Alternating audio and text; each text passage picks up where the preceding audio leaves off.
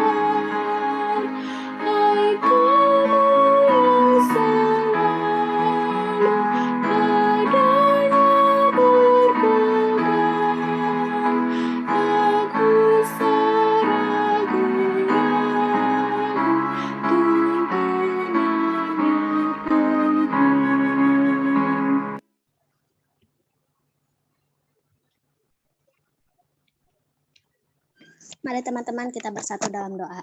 Bapa kami yang di surga, Bapa yang selalu mengasihi dan menyertai kami setiap waktu. Pada siang hari ini kami mengucap syukur atas berkat dan pertolongan Tuhan, sehingga kami bisa beribadah walaupun secara online. Biarlah dalam ibadah pada hari ini boleh berkenan di hadapan-Mu dan dapat menjadi terang bagi orang lain. Berkati setiap pelayanan yang melayani pada ibadah hari ini, biarlah ibadah kami hari ini boleh dapat berjalan dengan lancar, mulai awal, pertengahan, hingga akhirnya. Sertai dan bimbing kami terus Tuhan, agar tetap dan selalu menjalankan kewajiban kami setiap hari dengan baik. Dalam nama Tuhan Yesus kami mau memulai ibadah ini. Haleluya, amin.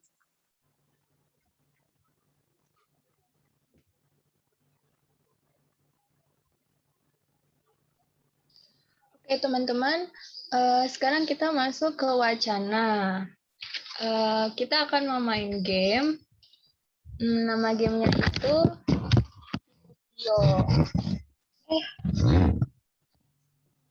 kepentau aneh. Enggak deh. Nama gamenya itu Pio Pio. Jadi Pio Pio itu merupakan saudara kembar. Mereka itu selalu berdampingan, selalu berdua deketan gitu. Nah, karena mereka itu kembar, mereka juga punya kesukaan dan ketidaksukaannya.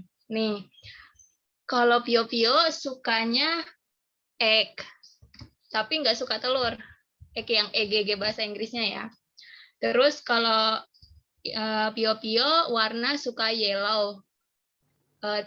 Terus dia tidak suka kuning. Nah, terus kira-kira nih teman-teman, Pio Pio suka apa lagi dan tidak suka apa aja?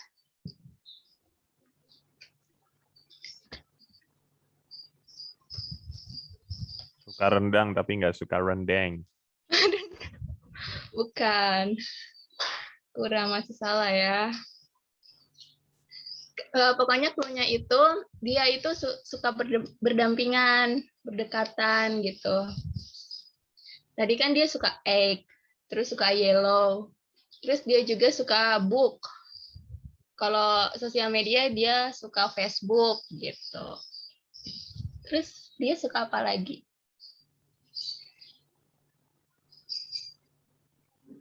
Suka menggambar. Ya, suka menggambar, betul. 100. Tapi nggak suka apa? Ayo, apa ya? Bebas aja sih. Suka menulis berarti. Enggak, dia nggak Yang suka nggak menulis. suka. Oh, bukan. Kirain pasangannya. Eh, Biasanya sih nggak suka cuci piring. Iya, dia nggak suka cuci piring. Tapi dia suka apa tuh? Kalau Sarah bisa tebak kah?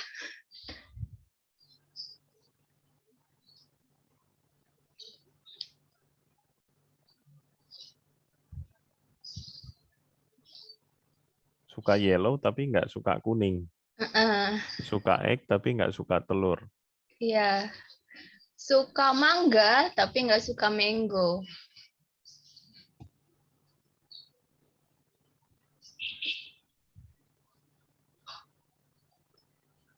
Iya. Kudu mama masih di mute.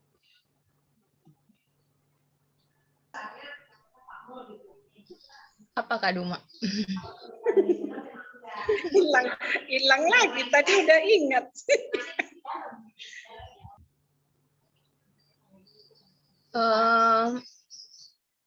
Dia suka manggis, nggak suka jeruk. Dia suka menggambar, tapi dia nggak suka menulis. Kira-kira apa tuh rangkaiannya apa tuh?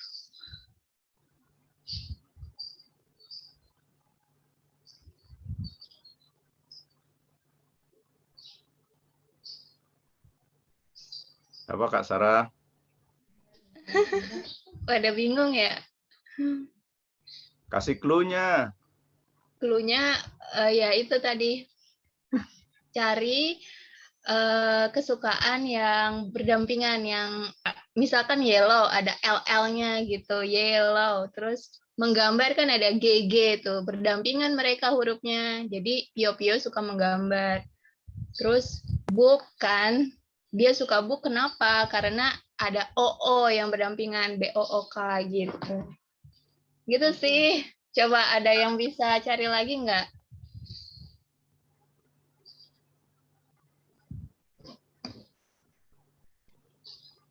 Apa tuh teman-teman yang lain? Kan yang GG banyak. Dia suka menggunting tapi tidak suka melipat. Nah, iya gitu-gitu, betul. Dia suka menjahit, tapi nggak suka gunting. Kebalik. Balik. Dia suka Balik. menggunting, tapi dia nggak suka menjahit. Pokoknya dia sukanya yang kembar banget, yang berdampingan gitu. Deket-deketan. Gitu, Dia suka teman-teman. mengganggu tapi tidak suka menemani. Nah, suka mengganggu, tapi nggak suka menemani. Oke, teman-teman, ya udah sekian wacana kita hari ini. Kita balik ke liturgi ya. Teman-teman, dalam seminggu ini kita kadangkala berbuat dosa yang telah menyakiti Tuhan sama kami dan hati Tuhan. Untuk itu, mari kita datang ke hadapan Tuhan mengakui dosa dan kesalahan kita. Mari kita berdoa. Ya Bapa, kami yang Maha Kudus, pagi hari ini kami datang kepadamu. Kami ingin meminta ampun kepadamu akan segala dosa-dosa yang telah kami perbuat di keseharian kami, baik yang sengaja maupun tidak sengaja. Kami minta maaf apabila perbuatan-perbuatan kami menyakitkan hati Bapa. Dosa-dosa yang telah kami perbuat kepada teman, orang tua, dan orang-orang terdekat kami. Kiranya Bapa ampunilah kami. Kami juga meminta maaf apabila sering kali kami iri hati, kami dendam, kami benci kepada orang dan larut hingga matahari terbenam. Kiranya Bapa mengampuni kami dan memperbarui kami dan segala dosa-dosa kami. Dan biarlah dosa-dosa tersebut tidak lagi kami ulangi lagi ya Bapa.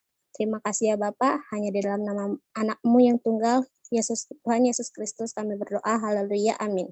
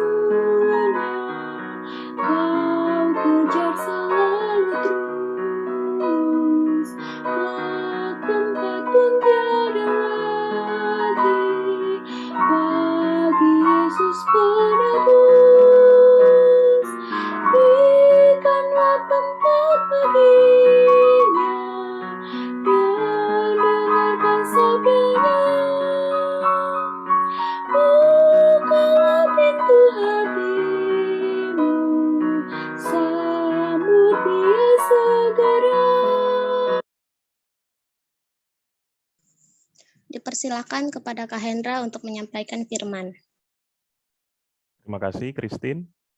Nah, kakak-kakak, Pak Yunus, dan juga teman-teman remaja Pos Cilengsi semuanya, sebelum kita membaca bersama-sama dan juga merenungkan firman Tuhan pada saat ini, kita akan berdoa meminta pertolongan dari Roh Kudus. Mari kita berdoa.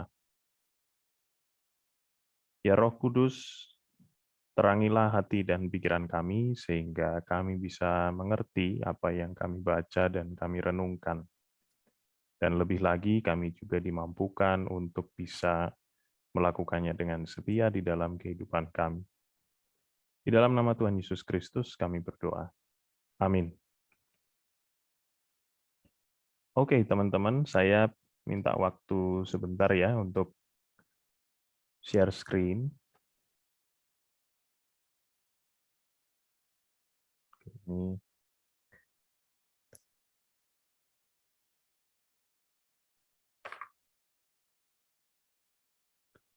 Sebentar.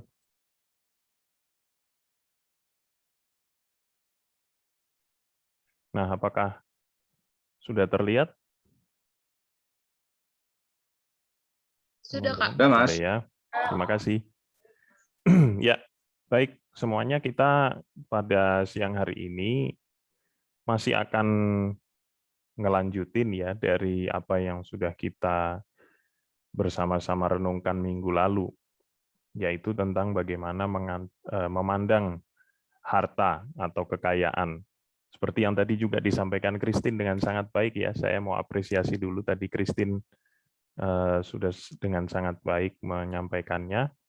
Nah, teman-teman, bagi kami orang-orang dewasa ya, kalau kita bicara soal harta benda itu mungkin kami menyebutnya, ada yang menyebutnya tabungan, ada yang menyebutnya aset, ada yang menyebutnya misalnya investasi dan lain sebagainya.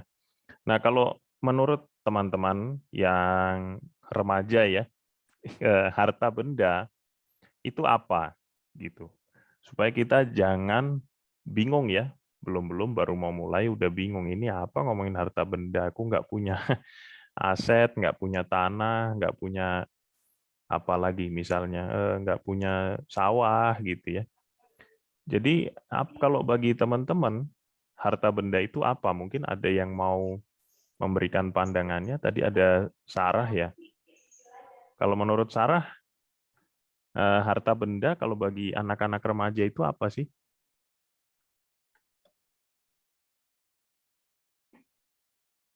Gimana Sarah? Harta benda.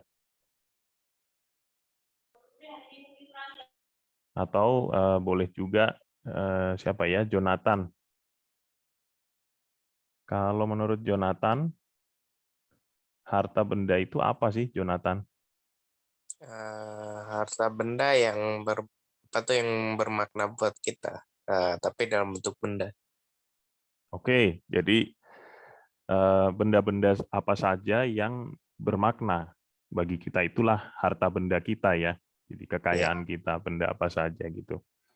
Nah, oke, terima kasih Jonathan. Mungkin Lina, kalau menurut Lina harta benda itu apa aja sih? Kalau bagi anak-anak remaja ya. Kalau tadi Jonathan udah ngasih apa namanya definisi ya.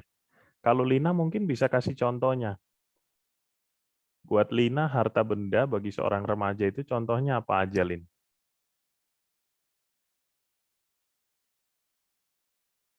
Halo, Lina. Lina. A-nya 2 ya. Oke. Kalau Iren mungkin, Iren. Kalau buat Iren, contoh harta benda bagi anak-anak remaja yang seusia Iren itu apa? Mungkin Iren punya pandangan, punya pendapat? Oke, nggak apa-apa kalau belum. Balik lagi ke Sarah coba. Mungkin Sarah punya ada contohnya gitu, yang bagi Sarah atau menurut Sarah bagi remaja itu contoh harta kekayaan apa sih Sarah?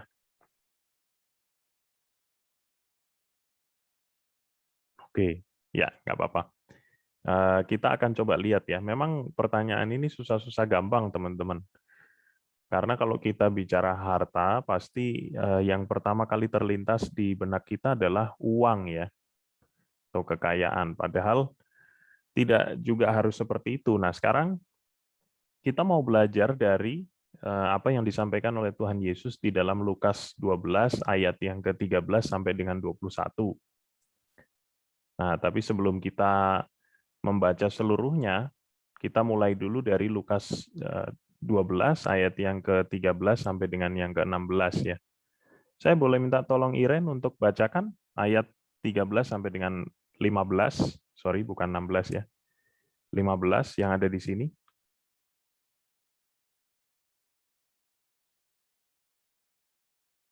Halo Iren.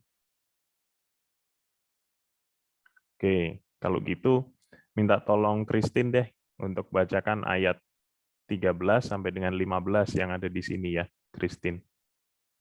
Oke, Kak. Ya. Seorang dari orang banyak itu berkata kepada Yesus, "Guru, katakanlah kepada saudaraku supaya ia berbagi warisan dengan aku." Tetapi Yesus berkata kepadanya, "Saudara, siapakah yang telah mengangkat aku menjadi hakim atau pengantara atas kamu?" Katanya lagi kepada mereka, "Jaga-jagalah dan waspadalah terhadap segala ketamakan. Sebab walaupun seorang berlimpah-limpah hartanya, hidupnya tidaklah tergantung dari kekayaannya itu." Oke, terima kasih Christine. Nah, Kakak memberi judul bagian ini judul yang Kakak buat sendiri ya, bukan judul di dalam Alkitab. Ini karang-karangan aja supaya teman-teman bisa atau kita bisa bersama-sama lebih mudah memahami. Jadi pada waktu itu teman-teman, Yesus mengajar ya di banyak tempat. Nah, di mana Tuhan Yesus mengajar, biasanya orang-orang pada ngumpul tuh ya. Pada waktu itu belum ada wabah COVID-19, jadi ada ribuan orang yang berkerumun di tempat di mana Tuhan Yesus mengajar. Nah, pada waktu itu Tuhan Yesus salah satu pengajarannya adalah mengenai kita jangan khawatir ya. Kita jangan khawatir. Karena apa? Karena kita jauh lebih berharga dari kalau waktu itu Tuhan Yesus membandingkan dengan burung pipit ya. Kita jauh lebih daripada burung pipit. Nih, di sekolah minggu juga ada lagu sekolah minggu ya, burung pipit yang kecil dikasihi Tuhan, terlebih diriku dikasihi Tuhan ya. Jadi burung pipit itu dikasihi dan dipelihara sedemikian rupa oleh Tuhan, maka kita jangan khawatir tentang hidup kita gitu ya, karena kita jauh lebih berharga di mata Tuhan dibandingkan burung-burung pipit itu. Nah, tetapi kemudian setelah diajarin kayak gitu ya oleh Tuhan Yesus, tahu-tahu dari antara orang banyak itu ya, di sini di ayat yang ke-13, seorang dari antara orang banyak itu berkata kepada Yesus gitu. Mungkin kita bisa bayangkan kalau di kelas sekarang dia berdiri dan ngacung gitu ya, tunjuk tangan. Dia berkata, "Guru, katakanlah kepada saudaraku supaya ia berbagi warisan dengan aku." Nah, ini ini namanya kalau teman-teman di sekolah itu guru-guru akan bilang, "Kamu mendengarkan atau tidak?" yang saya terangkan barusan, gitu ya. Tuhan Yesus baru saja mengatakan kita jangan khawatir akan hidup kita, karena kita jauh lebih berharga daripada burung pipit yang sedemikian rupa dipelihara oleh Tuhan. Tapi kok ternyata malah sekarang ada yang bilang, "Guru, katakanlah kepada saudaraku supaya ia berbagi warisan dengan aku." Gitu ya.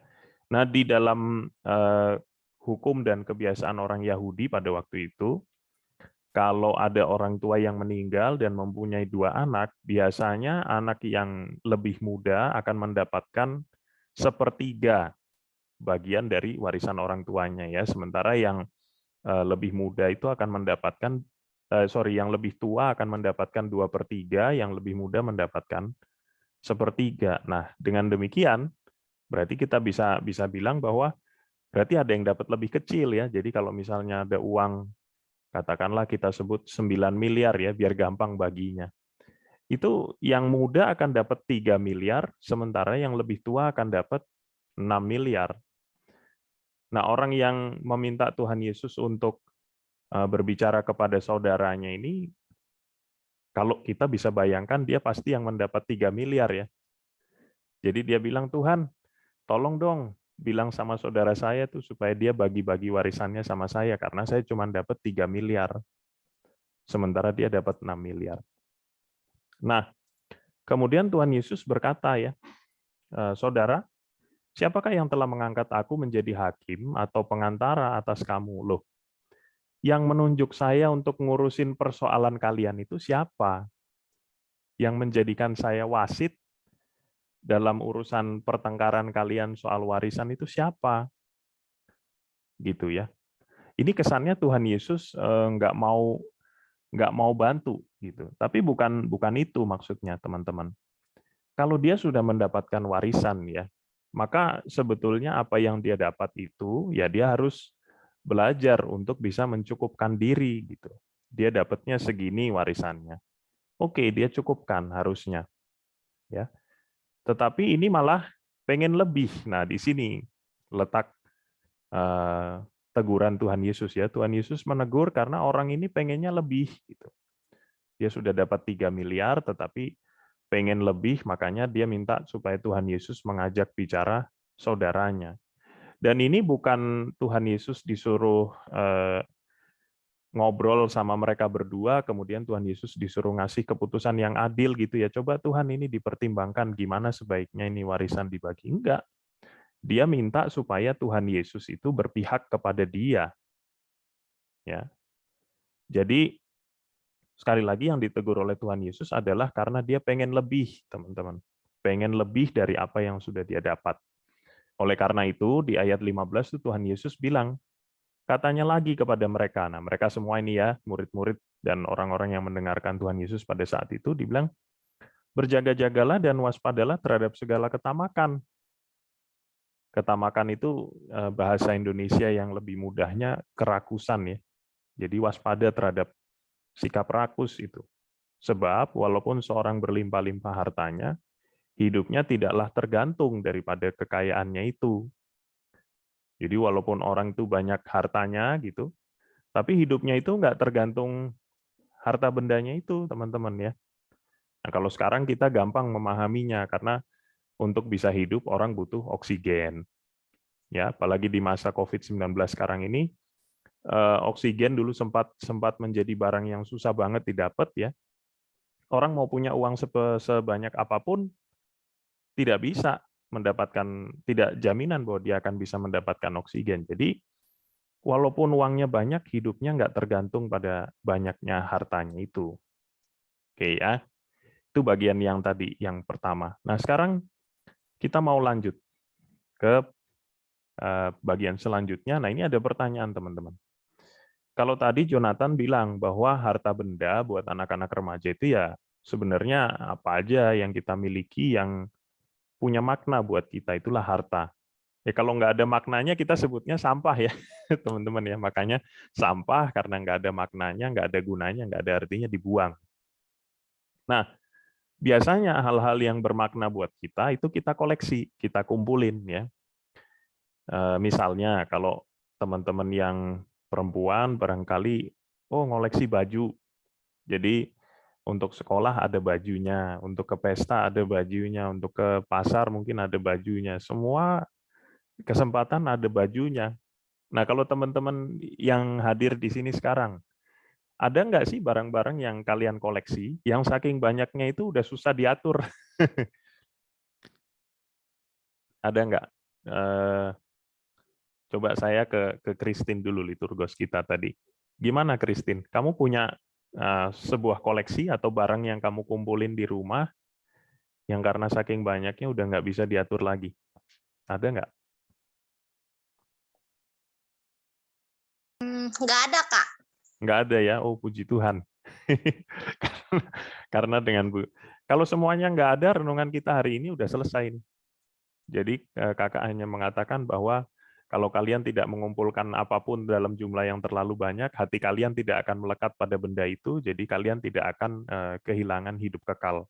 Amin. Gitu ya. Yang lain, kalau tadi, gini ya, Jonathan. Kamu punya nggak, Jonathan, koleksi yang udah kamu kumpulin banyak gitu, udah nggak bisa udah tersebar di mana-mana sampai nggak bisa diatur lagi di rumah? Nggak punya, Nggak ada nggak ya? suka koleksi. Nggak suka koleksi, tapi ada barang yang koleksi artinya gini ya teman-teman ya, bukan tidak harus sesuatu yang dikoleksi dengan sengaja, tapi ya memang kita kumpulin aja gitu, bukan bermaksud ngumpulin gitu. Nggak ada ya, Jo ya? Palingan piala, tapi pialanya udah nggak tahu di mana. Oh piala, oke. Wah ini berarti Jonathan ini nih ya, sering ikut kompetisi. Oke, Nggak, terakhir ikut kelas 6. kelas 6. Oh udah agak lama berarti ya. Ya. Sip. Makasih Jonathan. Kalau Kak Duma, nah ini Kak Duma termasuk yang disebutin tadi nggak ya? Untuk segala sesuatu bukan ada waktunya, tapi ada bajunya. Apakah gitu Kak Duma?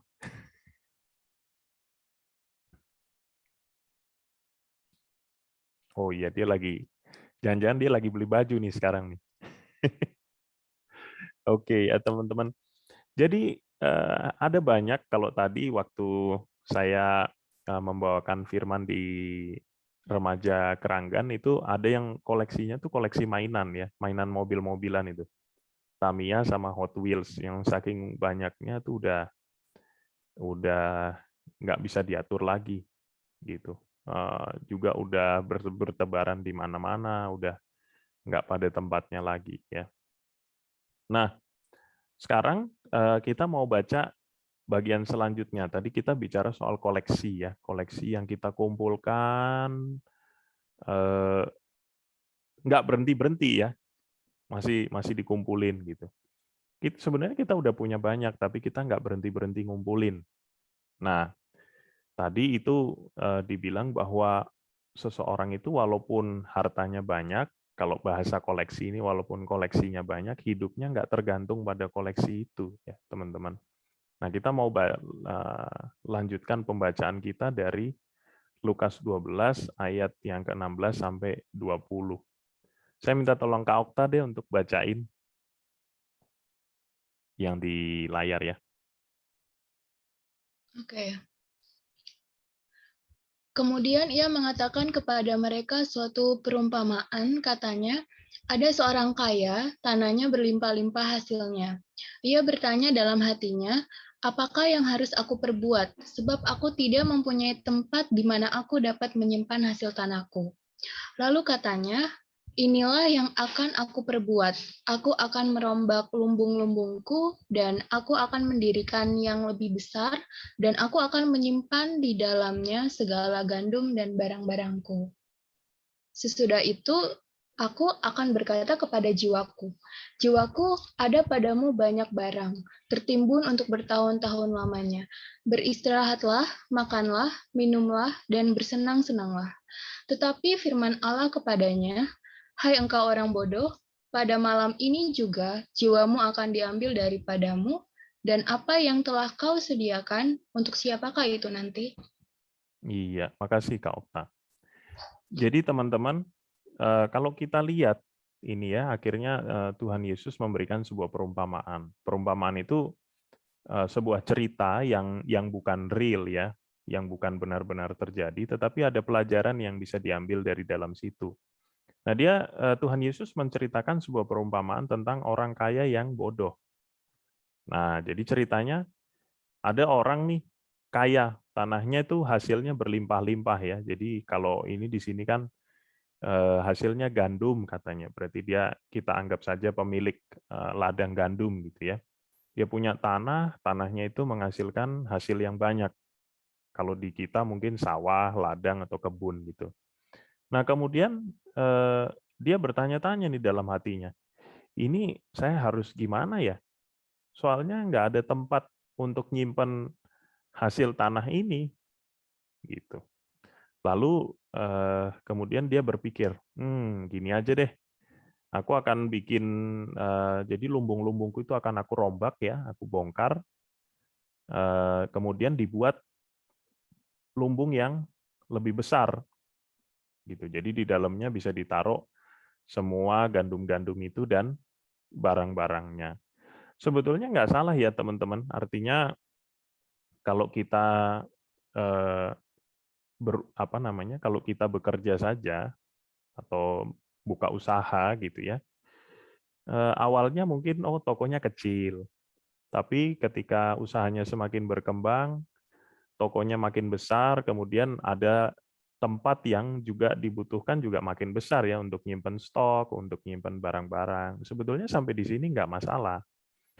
Tetapi kemudian di ayat yang ke-19 itu jadi lucu. Karena gini, dia bilang sesudah itu, sesudah lumbung-lumbungnya itu dibongkar, dia bilang, aku akan berkata kepada jiwaku. Jiwa ya teman-teman ya. Jiwaku, ada padamu banyak barang tertimbun untuk bertahun-tahun lamanya. Beristirahatlah, makanlah, minumlah, dan bersenang-senanglah. Nah, teman-teman bisa lihat sesuatu yang lucu di sini. Kalau misalnya nih ya, besok pagi teman-teman mau ulangan. Kemudian teman-teman biasanya gelisah ya, aduh gimana ini nanti hasil ulangan ini bagus apa enggak gitu. Apakah jiwa teman-teman yang gelisah itu bisa ditenangkan atau bisa dipuaskan dengan barang-barang yang kalian miliki? Dengan kalau si petani atau pengusaha ini tadi dengan ladangnya itu, apakah itu bisa membuat jiwanya menjadi tenang? Kemudian jiwanya disuruh makan ya, makanlah, minumlah, dan bersenang-senanglah. Apakah jiwa bisa diberi makan dengan gandum, teman-teman? Nah, ini menjadi lucu ya. Tentu jiwa nggak bisa dikasih makan gandum gitu. Apakah kalau kita tadi kalau teman-teman gelisah besok mau ulangan terus makan nasi, jiwanya menjadi tenang gitu? Nggak bisa ya. Nah, artinya apa teman-teman? Artinya petani ini atau pengusaha ini kemudian merasa bahwa ya makanan itu bisa membuat kita tenang. Gandum itu bisa membuat jiwa menjadi tenang. Nah, ini menjadi masalah karena artinya apa? Artinya dia sudah melekat kepada barang-barang yang dia miliki itu. Seolah-olah bahwa hidupnya itu tergantung dari gandumnya.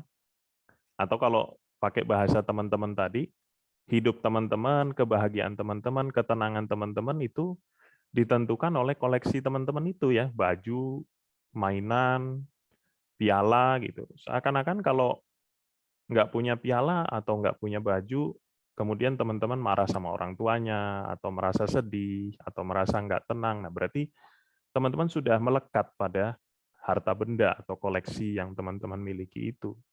Nah, tapi kemudian di sini di ayat yang ke-20, tetapi firman Allah kepadanya, hai engkau orang bodoh. Ya bodoh ya, masa jiwa mau dikasih makan pakai gandum, gimana caranya? Hai engkau orang bodoh, pada malam ini juga jiwamu akan diambil daripadamu. Dan apa yang telah kau sediakan untuk siapakah itu nanti? Nah, dia berpikir bahwa hidupnya itu bisa dipelihara dengan koleksi-koleksi, dengan harta benda, dengan gandum, dengan hasil tanahnya itu ya. Jadi dia bisa berbahagia, dia bisa tenang, dia bisa hidup enak dengan bukan hidup enak dalam arti ini ya, bisa apa namanya, bisa makan, bisa minum, bukan itu, tapi jiwanya bisa memperoleh ketenangan dengan apa yang dia miliki itu. Ya. Kebahagiaannya bisa diperoleh dengan memiliki segala sesuatu. Nah, ternyata malam itu juga nyawanya diambil, jiwanya diambil ya oleh Tuhan. Nah, kalau sudah begitu, apa yang dia miliki, teman-teman? Nggak ada ya. Nggak ada.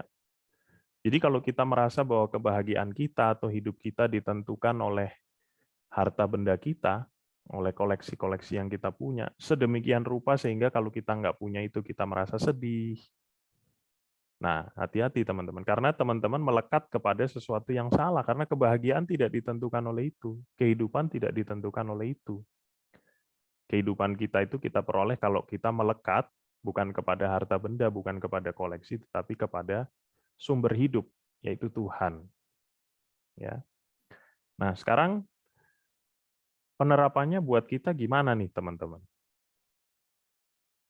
Nah, kita balik dulu ke kisah dua saudara ya. Jadi, teman-teman bayangkan tadi ada Tuhan Yesus lagi ngajar di sebuah kelas, Terus Tuhan Yesus bilang bahwa kamu nggak usah khawatir akan hidupmu, karena kamu lihat tuh burung pipit dipelihara sama Tuhan ya. Kamu kan jauh lebih berharga daripada burung pipit itu, jadi pasti Tuhan memelihara hidupmu. Tiba-tiba ada seorang yang ngacung berdiri gitu, dia bilang, Tuhan, itu tolong saudara saya diajak ngomong supaya dia mau bagi warisan sama saya gitu.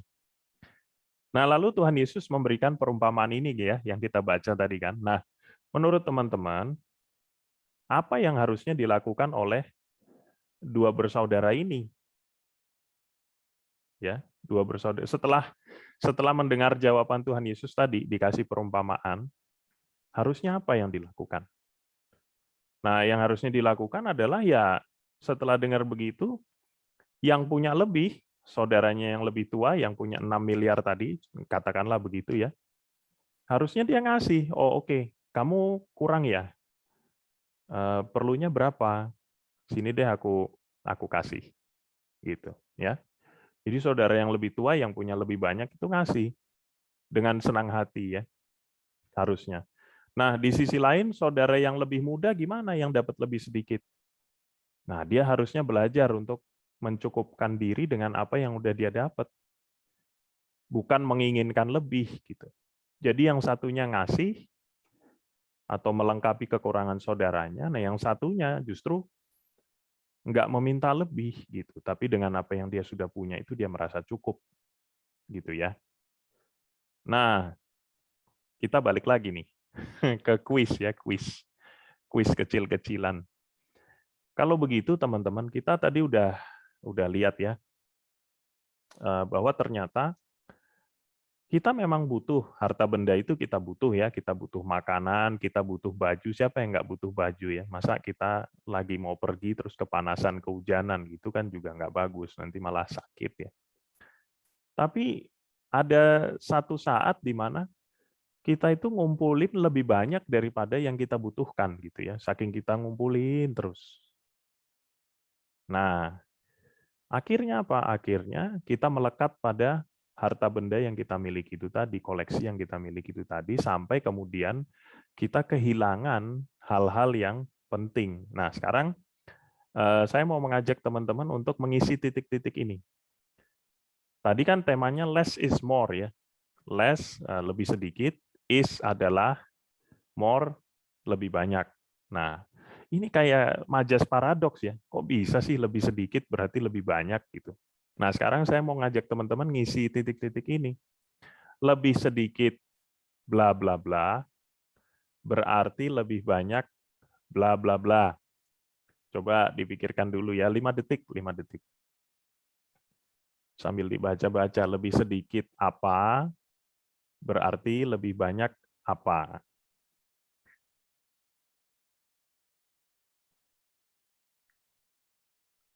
Oke, sudah? Nah, ke Iren dulu deh. Iren, menurut Iren ini bisa diisi dengan apa Iren? Lebih sedikit titik-titik-titik berarti lebih banyak titik-titik-titik.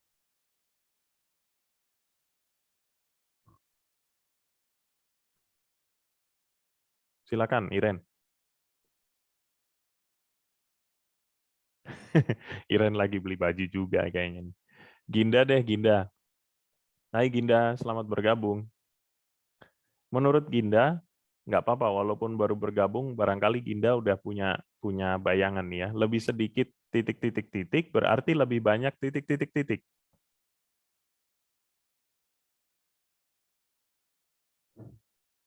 Halo Ginda.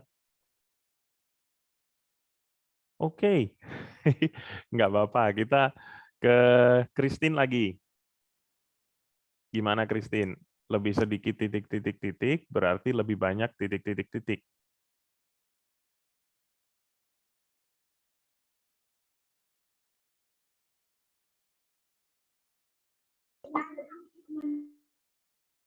Oh, Lina ya tadi yang mau jawab ya.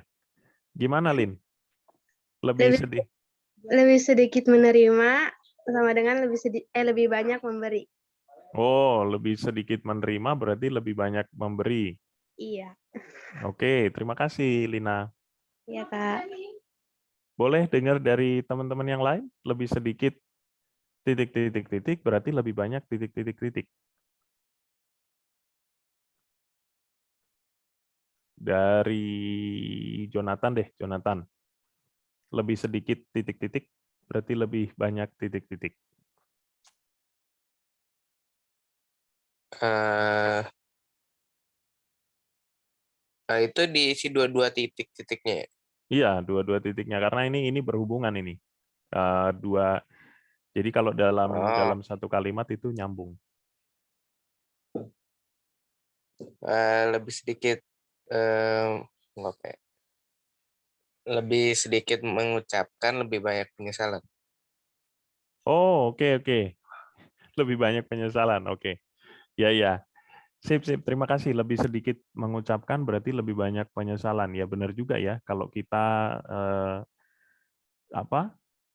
mengasihi seseorang, orang tua kita, misalnya saudara kita, tapi kita jarang mengungkapkan itu, tahu-tahu kalau misalnya saudaranya harus pergi jauh gitu, menyesal deh ya, kenapa waktu dia ada di sini saya nggak sampaikan bahwa saya mengasihi dia ya. Gitu. Oke. Terima kasih Jonathan. Nah, kalau berkaitan dengan koleksi teman-teman, ada banyak yang bisa kita isi nih di sini ya. Misalnya, kalau teman-teman lagi wisata kemana gitu misalnya ya, katakanlah ke Gunung Bromo gitu. Itu kalian wisata 1 minggu full, ya bisa ngelihat macam-macam. Tapi nggak sempat kuliner. Nah, kalau hati si wisatawan ini melekat pada kebiasaan kuliner itu, pengalaman yang 1 minggu di Bromo itu seolah-olah nggak ada artinya, padahal dia udah ngelihat macam-macam keindahan alam ini dan itu, seolah-olah nggak ada artinya. Karena apa? Karena tidak sempat kuliner. Padahal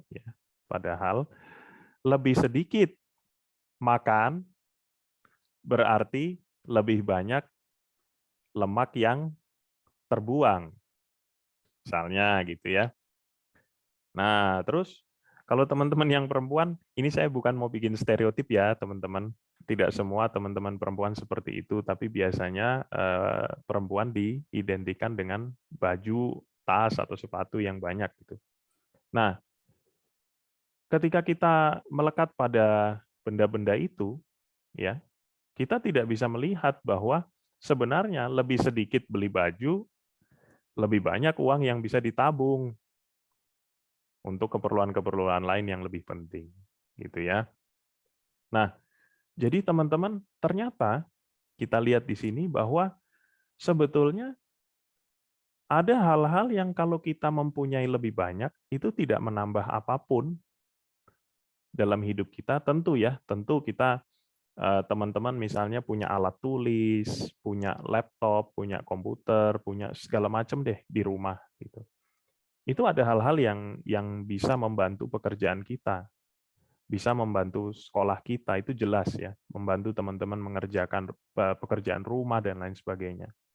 Tetapi ada hal-hal yang kita kumpulkan sebenarnya yang ketika kita mempunyai lebih banyak dari yang sekarang kita punya, itu tidak menambah apa-apa. Dan kalaupun barang itu berkurang jumlahnya, itu juga tidak mengurangi apa-apa dari hidup kita. Gitu. Malah kadang-kadang kalau kita kurangin barang-barang itu, kita jadi punya lebih banyak untuk hal yang lain. Misalnya, teman-teman punya banyak game di rumah. Games di rumah ya, banyak. Padahal dengan adanya lebih sedikit games, teman-teman jadi punya lebih banyak waktu untuk belajar. Misalnya begitu ya. Kemudian dengan adanya lebih sedikit games, teman-teman lebih punya banyak waktu untuk berdoa, untuk membaca Alkitab. Gitu. Jadi kalau hidup kita tidak melekat pada apapun yang kita miliki, maka kita tidak akan kehilangan hal yang penting. Itu dia ya, teman-teman. Nah, sekarang kita mau baca di bagian terakhir nih.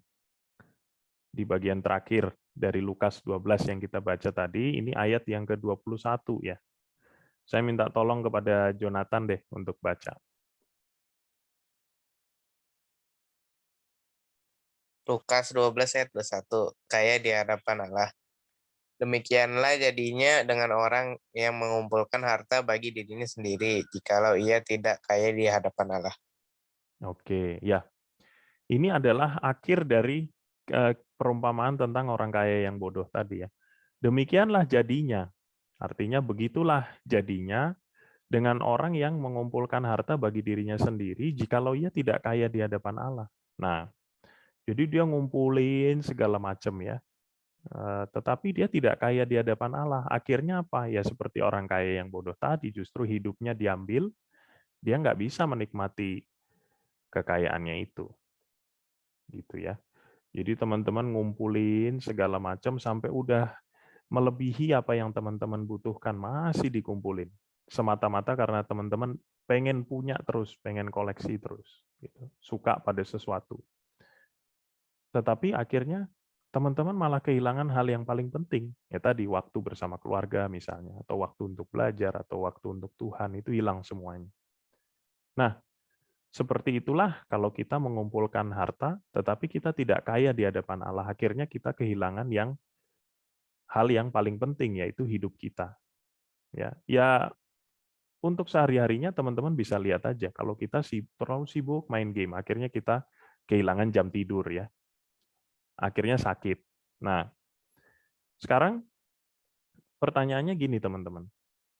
Supaya kita jangan bernasib seperti orang kaya yang bodoh tadi, sibuk mengumpulkan harta, kemudian celakanya dia hidupnya itu dianggap bahwa hidupnya itu tergantung dari hartanya itu. Dia sebegitu melekat kepada hartanya, jadi dia pikir itu bisa memuaskan jiwanya, gitu ya. Akhirnya dia mati, teman-teman. Nah, supaya kita jangan bernasib seperti orang kaya yang bodoh itu tadi, kita dibilang berarti kita harus kaya di hadapan Allah ya. Karena kalau kita tidak kaya di hadapan Allah, ujung-ujungnya kita menjadi seperti orang kaya yang bodoh itu tadi. Nah, pertanyaannya, gimana supaya kita bisa kaya di hadapan Allah? Nah, kakak menutup dengan sebuah singkatan ya, PSBB. Gimana supaya hati kita juga jangan melekat kepada apa yang kita miliki, tetapi hati kita melekat kepada sumber hidup kita, yaitu Allah. Nah, PSBB, mungkin Kak Okta boleh bacakan Kak PSBB, poin-poinnya ada 4. Iya, PSBB. Yang pertama, periksa barang-barang yang kamu kumpulkan. S-nya seleksi mana yang benar-benar kamu butuhkan. Lalu B, berikan sisanya kepada yang membutuhkan. Dan yang terakhir, B, berbahagia karena kamu sudah memperoleh lebih banyak justru dengan memilih lebih sedikit. Iya, makasih Kak Okta. Jadi poin yang pertama, periksa barang-barang yang kamu kumpulkan, teman-teman. Nah, silakan nanti habis kebaktian ini ya, jangan sekarang. Teman-teman boleh periksa koleksi-koleksi teman-teman atau barang-barang yang terkumpul di rumah. Mungkin boleh ajak papa mama, boleh ajak adik kakak, coba periksa ya, mana yang kamu kumpulkan, barang-barang yang kamu kumpulkan. Kemudian setelah dikumpulkan, seleksi.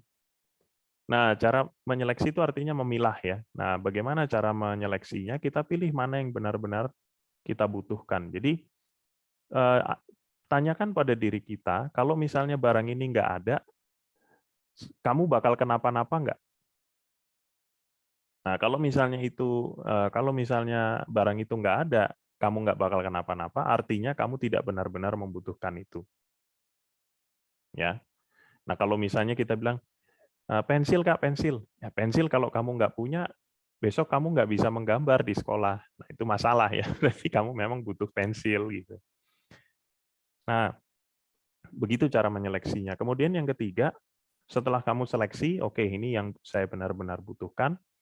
Nah, kemudian yang lainnya, sisanya itu bukan berarti yang jelek-jelek, bukan ya, tapi sudah diseleksi mana yang benar-benar benar-benar kamu butuhkan. Nah, yang tidak kamu butuhkan, sisanya dari itu kamu berikan kepada mereka yang membutuhkan. Nah, gimana taunya seseorang membutuhkan atau tidak? Ya sama seperti kamu ngelihat ke diri kamu sendiri ya.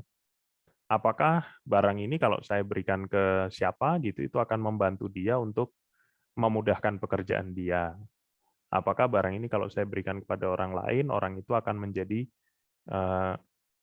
lebih terbantu Ya, di dalam dia misalnya di dalam dia sekolah, di dalam dia mengerjakan pekerjaan-pekerjaan rumah gitu. Nah, jadi itulah kriteria orang yang membutuhkan gitu ya. Karena kalau kita ngelihat ke diri kita sendiri pun, barang yang kita butuhkan adalah barang-barang yang memang benar-benar membantu untuk menjadikan hidup kita bisa lebih baik ya, membantu pekerjaan-pekerjaan kita. Nah, kalau semua itu sudah teman-teman lakukan, maka berbahagialah teman-teman ya, karena teman-teman sudah memperoleh lebih banyak justru dengan memiliki lebih sedikit. Nanti kalau teman-teman sudah menyeleksi dan kemudian sisanya teman-teman bagikan, apa yang teman-teman miliki itu kan jadi lebih sedikit ya, berkurang gitu. Tetapi teman-teman justru sudah memperoleh lebih banyak. Tadi seperti yang Kakak sebutkan di awal misalnya, dengan lebih sedikit games, teman-teman lebih punya banyak waktu untuk belajar, teman-teman lebih punya banyak waktu untuk istirahat, teman-teman lebih punya banyak waktu untuk berdoa. Nah, dengan teman-teman mengurangi barang-barang yang teman-teman kumpulkan, ada banyak orang yang terbantu, kemudian kalian menambah atau memiliki lebih banyak kawan, gitu ya, lebih banyak saudara, gitu. Nah, jadi sebetulnya dengan memiliki lebih sedikit, teman-teman justru memperoleh lebih banyak. Nah, itulah yang dimaksud dengan less is more. Gitu ya, teman-teman ya. Semoga Tuhan menolong kita supaya hati kita tidak melekat kepada barang-barang yang kita miliki, ya, tapi dengan rela hati kita memberikannya kepada orang-orang yang memerlukannya, gitu ya. Itu juga menunjukkan bahwa kalau kita rela memberikan sesuatu, artinya memang hidup kita tidak melekat kepada barang itu. Baik, mari kita berdoa. Bapa, kami mengucap syukur untuk firman-Mu yang boleh kami baca dan kami renungkan bersama-sama. Tuhan, kami mau belajar bahwa harta benda yang Tuhan percayakan kepada kami itu tidak mempengaruhi hidup kami. Kami berharga, kami istimewa bukan karena apa yang kami miliki. Kami istimewa karena Tuhan menganggap dan mengatakan bahwa kami berharga, bahwa kami istimewa. Ajar kami Tuhan untuk tidak bergantung kepada benda-benda, kepada koleksi, kepada harta untuk membuat hidup kami menjadi bahagia, tetapi biarlah kami menemukan kebahagiaan hanya di dalam Tuhan saja. Di dalam nama Tuhan Yesus Kristus kami berdoa dan mengucap syukur. Amin.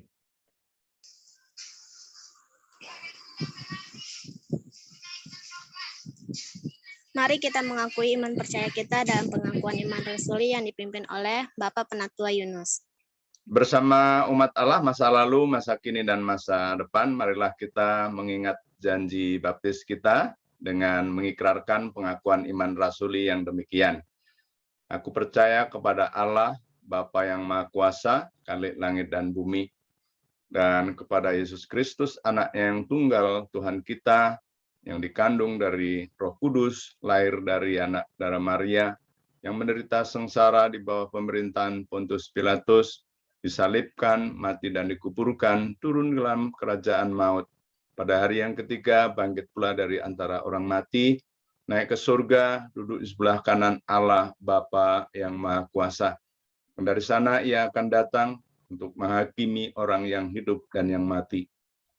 Ku percaya kepada Roh Kudus, gereja yang kudus dan am, persekutuan orang kudus, pengampunan dosa, kebangkitan orang mati, dan hidup yang kekal. Amin. Silahkan duduk kembali. Teman-teman, kini saatnya kita bersyukur kepada Tuhan atas anugerah dan cinta kasih-Nya kepada kita. Mari kita bawa persembahan dengan berandaskan Nats Kolose 2 ayat 7. Hendaklah kamu berakar di dalam Dia dan dibangun di atas Dia. Hendaklah kamu bertambah teguh dalam iman yang telah diajarkan kepadamu. Dan hendaklah hatimu melimpah dengan syukur.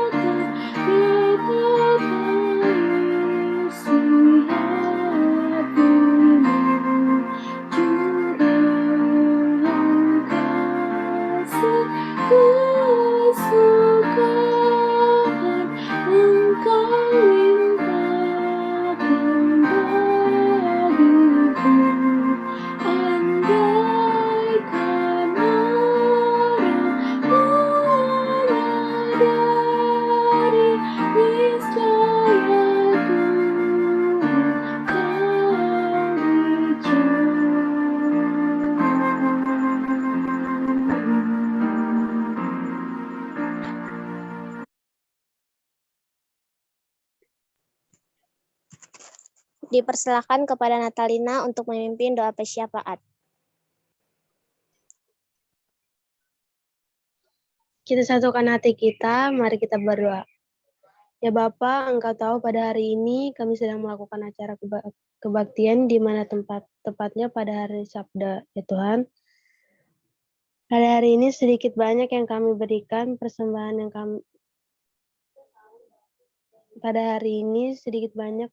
kami berikan. Engkau berkati ya Bapa, karena ini adalah sebagian dari-Mu. Begitu juga Bapa, Engkau tahu di masa ini masih masa pandemi sehingga kami melakukan proses belajar mengajar dengan prosedur daring.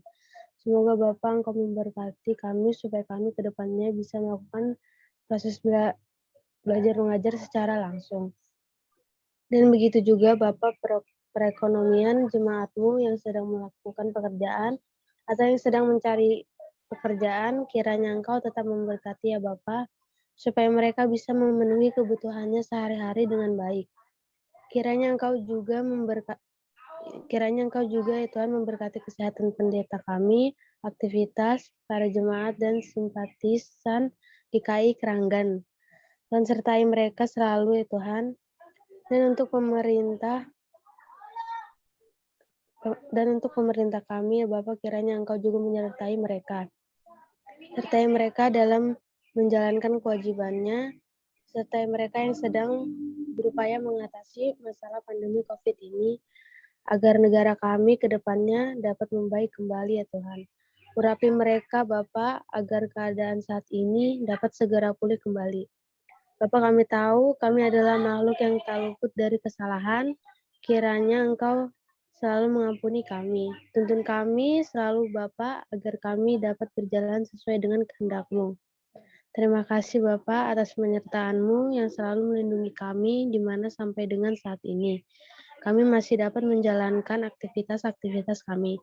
Dalam nama-Mu kami selalu mengucap syukur. Haleluya, amin. Teman-teman, sebentar lagi kita akan mengakhiri kebaktian ini dan kembali kepada kehidupan kita masing-masing.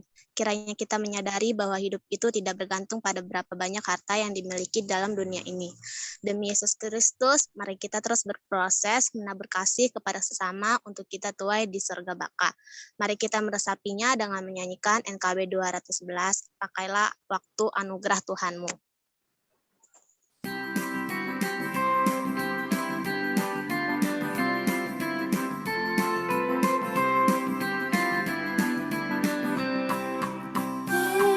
Waktu anugerah Tuhanmu, hidupmu singkat bagaikan kembang, mana benda yang kekal di hidupmu, hanyalah kasih tak akan lekang. Tiada yang bakal di dalam dunia, segala yang indah pun akan lenyap. Namun kasih-Mu demi Tuhan Yesus sungguh bernilai dan tinggal tetap.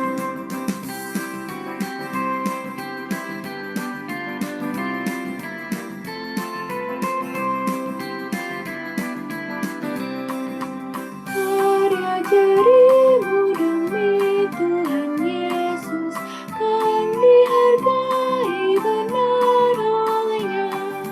Kasih yang sudah kau tabur di dunia, nanti kau tuai di sorga mulia. Tiada yang bakal di dalam dunia, segala yang indah pun akan lenyap. Namun kasih-Mu demi Tuhan Yesus sungguh bernilai dan tinggal tetap.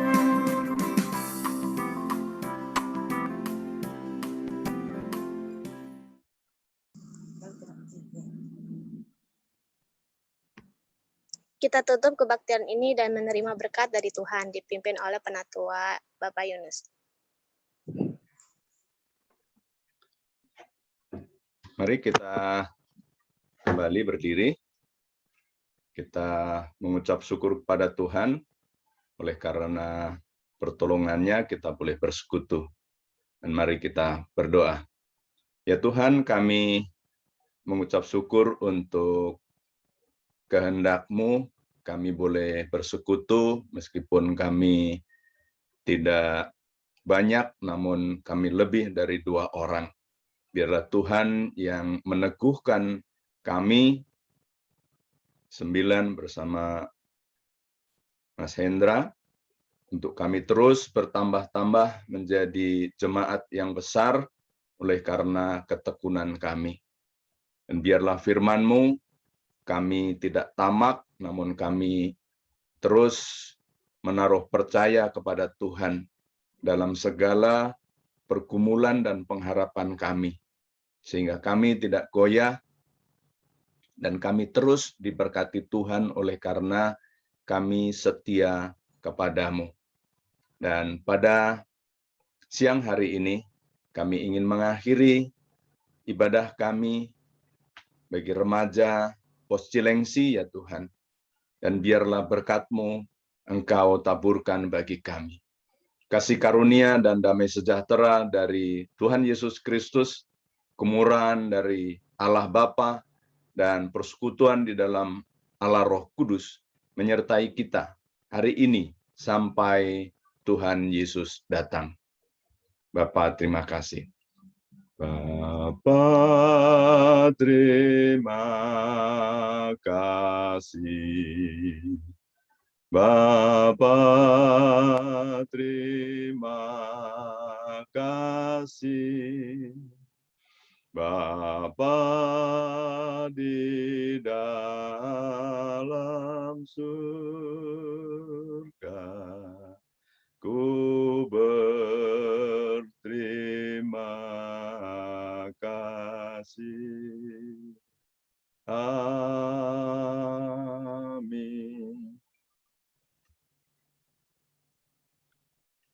Ibadah selesai. Saya kembalikan kepada Kak Duma atau Kak Okta. Silahkan.